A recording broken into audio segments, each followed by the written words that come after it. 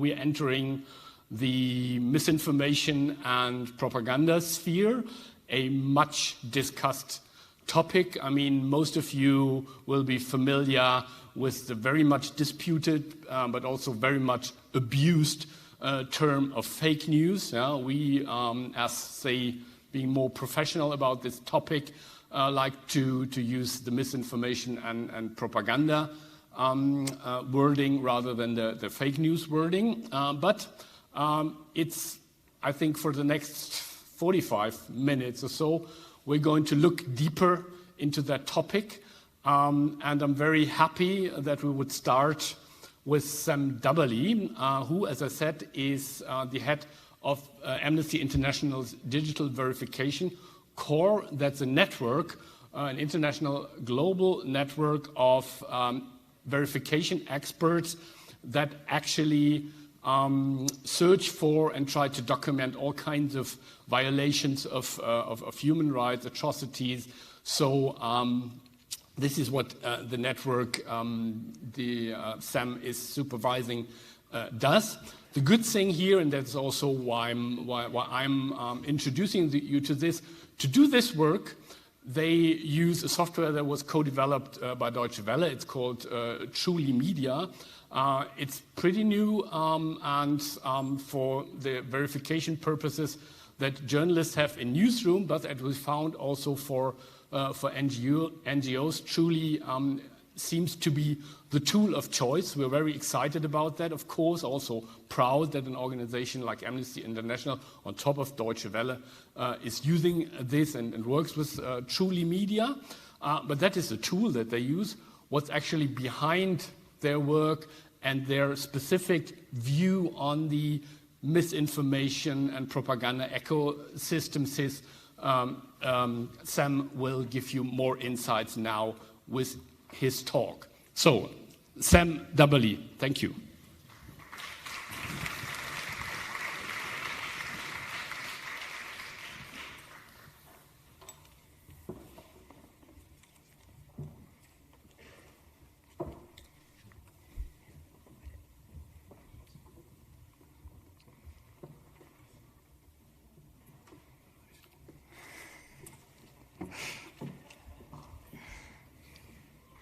Well done to the scene changers. I think they've been doing a remarkable job very quickly each day. Thank you, Wilfried. Thank you, Deutsche Welle. Thank you, the Global Media Forum, for inviting me here to talk to you today about what Amnesty is trying to do in the fake news sphere and to tackle some misinformation. I'm going to talk to you today a little bit about what we're doing, what we think about this whole disinformation ecosphere, as we could talk about it. And I'll also then mention to you a couple of the challenges I think we see on the horizon that I think we should all, wherever we're working in the world and whatever our targets are in the world, try and think about and try and tackle in our daily work. I called this talk Fighting the Fake News Playbook, Verification in the Human Rights World, because just that, fighting the fake news playbook, is something that seriously and doubts about chemical weapons attacks in Syria, fake news really is, I think, shaking us to the core. Now, I have to admit, I don't like, as Wilfried said, the term fake news. In fact, I think it should be afforded the same status as that other Anglo-Saxon F word. We should call it what it is: misinformation, information that is false, but the person spreading it thinks it's true, and disinformation, information that is false, and the person spreading it knows it is. Also, frequently, journalism and human rights work are close companions. Indeed, I myself have a journalism background. And this is also the case when it comes to verification. We are faced with the same challenges, ask ourselves the same questions. Did that really happen? If it did really happen, was it there and really then? We're also faced with the same concerns to our reputation if we get it wrong. The same vultures are perched, waiting to swoop down and pick at any mistake. Indeed, maybe the risk to organizations like Amnesty International is stronger. With the vision of a world in which every person enjoys all of the human rights enshrined in the Universal Declaration of Human Rights, we really can't afford to get it wrong. Amnesty International is used to the F word, even when we get it right. For over 50 years, often with complete disregard for the evidence gathered and presented, Amnesty has been attacked as partisan, biased, and a tool of others, rather than the impartial fact finder that it is. And it is the same, I am sure, for every other human rights NGO around the world. We've had the fake news trope thrown at us many times. We've had claims of bias thrown at us. We've been accused of spreading conspiracy theories. We're so used to it, we have a name for it: the Human Rights Violators Playbook. There are 5 main tactics in this playbook. First, they question our impartiality. 2, they deny it completely, pretend it didn't happen. 3, they ask, my favorite, this one, they ask the what about question, pointing a finger elsewhere to distract attention. 4, they attack us. And finally, 5, they simply shut us down. But despite all this, we're more committed than ever to using open source information as another pillar of evidence for our work. Increasingly, we're unable, either safely or legally, to access areas of human rights violations. We can't travel to Rakhine State. We've had visa requests to Syria denied. For our researchers on the DRC, getting a visa is nigh impossible. So the wealth of video and photographs out there is a resource we cannot ignore. Indeed, carried out properly, open source investigations can form a crucial new route to justice and accountability for the victims of atrocities in hard-to-reach places, where a mobile phone may be the only witness capable of sharing the story with the wider world. But that's the point, when it's carried out properly. Time and time again, a human rights violation is committed and images from a different time or place suddenly appear on social media. This allows governments, armed groups, and their partisans to trot out the tired trope of fake news to mask something horrendous. Which is why understanding how we can use digital methods for documenting human rights violations is so important today. As you'll hear on the next panel, media literacy and pushing media literacy today really is crucial. Amnesty is also committed to media literacy. The program I run, the Digital Verification Corps, was set up just under 2 years ago and has in that time become an international network of around 120 students based at leading global universities on 4 continents. These volunteers are trained to help Amnesty's work by sourcing and verifying photographs and videos that could depict war crimes, breaches of international humanitarian law, or human rights abuses. These students make themselves available alongside their studies to learn verification skills and give their time to Amnesty to help in our research. And their work feeds directly into that very research. They contributed to our work in over 30 countries in just over 18 months. I like to think of the Digital Verification Corps as the Amnesty International letter writers of 2018. By volunteering, they are able to have a real impact. And they are then taking their verification skills into the workplace. We have had students get jobs at other NGOs on the back of being able to look at a video and verify it. These media literacy skills are needed in the human rights world, and Amnesty International is providing some of the training. But we also have to be aware of the challenges that are out there and not to take our eyes off them. I'm going to focus quickly on 2 of them. First of all is the challenge of disappearing content. This is something we have to take very seriously. Last summer, the Syrian Archive, an organization based out of Berlin, dedicated to recording and archiving the Syrian conflict for, hopefully, one day real accountability, lost 400,000 videos. YouTube had taken them all down with the argument that they were spreading extremist propaganda. These decisions were taken by an algorithm. Each removed video was maybe looked at by one person, and then they disappeared. As a community, we were able to kick up enough of a fuss that some of these were reinstated, but not all. And in this case, we knew they were there. Someone had registered them. But frequently, we at Amnesty are looking at videos a couple of days old that have been viewed by 11 people. What if the algorithm removes these before we find them? Will any of the 11 viewers know to kick up the same combined fuss we, Amnesty, Human Rights Watch, Witness, were able to kick up last summer? It's unlikely, and records of human rights violations disappear. Indeed, in YouTube's first transparency report published just last month, the video platform reported that over 8 million videos were removed in the last quarter of 2017. As widely suspected, many of these removals were the product of individual YouTube visitors flagging content as objectionable.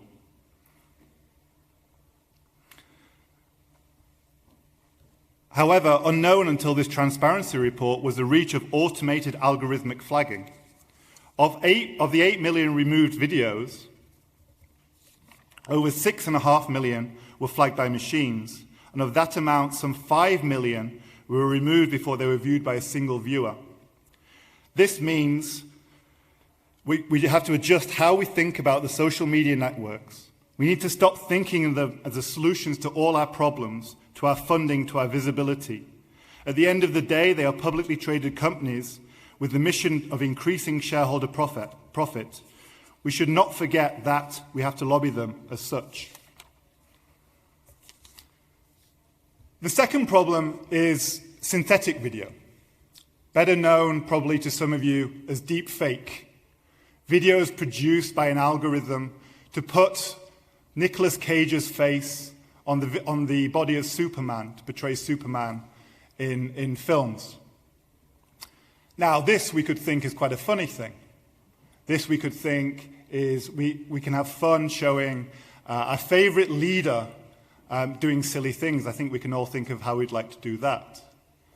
But when I think of other issues that have emerged recently, such as the recent spate of lynchings in India caused by a WhatsApp WhatsApp messages going around, of misleading information that's leading to the death of people, when I think about synthetic video and the risks that they pose to us, I'm concerned that it's something that we need to think about, not just today, but also tomorrow. I think this is a real existential threat to us as media organizations, as human rights organizations, as citizens of the world. Do I have a solution for synthetic video? The only solution I have today is to think about verification as a very core to all of our work. Verification needs to be in every single one of our jobs as we do the work we do as journalists, as human rights investigators, as governmental organizations. Synthetic video really is a problem that we're going to have to face as organizations. There likely will be no algorithms to solve the problem of synthetic video. So verification in the human rights sphere, in the journalism sphere, really is a major concern that we have to think about. I'm going to leave it there and open it up to a few questions. I don't know who's going to take over. Yes, please.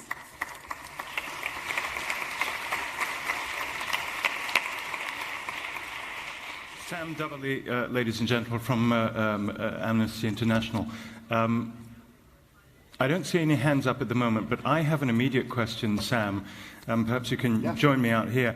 I'm intrigued by what you were just telling us, that so much video is disappearing.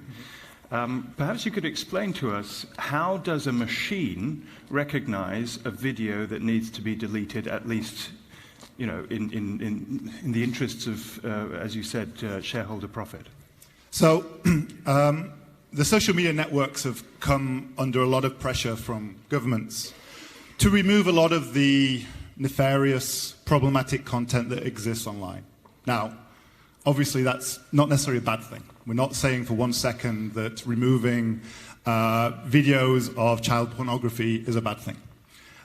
We fully support that. However, the risk of an algorithm making these decisions and not a human being, when it comes to issues like the conflict in Syria, can lead to a lot of extremist video being mixed up with what is in fact human rights violations and human rights documentations. How that happens, unfortunately, as we all probably know in this room, is something of a black box. The algorithms used by the social media networks, and nobody escapes here, are not transparent. We don't know how they function. And the conversations we have with the social media networks are actually very, very difficult to actually get an answer on how that works.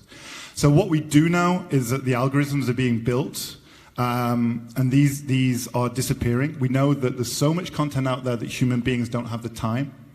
And the methods that are being pulled in for organizations such as organizations in Syria documenting the conflict, organizations in Myanmar documenting what's been going on in Rakhine State, are very Anglo-focused. So if you don't speak English, you're going to have a big problem actually flagging that your video shouldn't be taken down. Okay, thank you for that. I think we have time for one question. That gentleman was quickest, so if we can get a microphone to him, and then, so your name, your question, where you're from. My name is Dhruv Rathi, and I'm from India. My question is regarding the deep fakes. There's something definitely very frightening, but what I see is it's something comparable to Photoshop. Photoshop was for photos, and this is for videos. As of now, we can recognize fake Photoshops using softwares online and check that they are Photoshopped or not. Can something similar be done for the deepfake videos? Can there be an online software to check if they're actually deepfaked or not? We're hopeful. I know we've been approached by some people, some very far smarter people than I, who are working in these spaces who want to try and build deepfake detectors, if you like, for want of a better term. However, I think the problem doesn't become from something happening in Germany. There was a great video recently, I don't know if people saw it, of ducks in Germany obeying the traffic lights and only crossing the road when it was green, right? That was a staged video, right? It wasn't a real video, right? That isn't particularly a problem. Or a head of state potentially saying something in the West. What worries me more is, say, somebody in a conflict zone says something about another group of people, and we have a deepfake video that's been through so many iterations that it's actually really hard to see what's happened. And we have no independent way to actually verify that and actually send a message about that. So maybe somewhere right at the start, when you have the original video, we'd be able to detect the deepfake. But when it goes so far down the line that it becomes difficult to do so, that's the kind of scenario that worries me a lot. And I'm hoping there's going to be some kind of watermarking in there, some kind of code in there which tells us, but I'm not very hopeful. Okay, Sam, thank you very, very much. And I think everybody here would agree with me that please keep up your very important work. Thanks for talking to us. Sam Dubberley.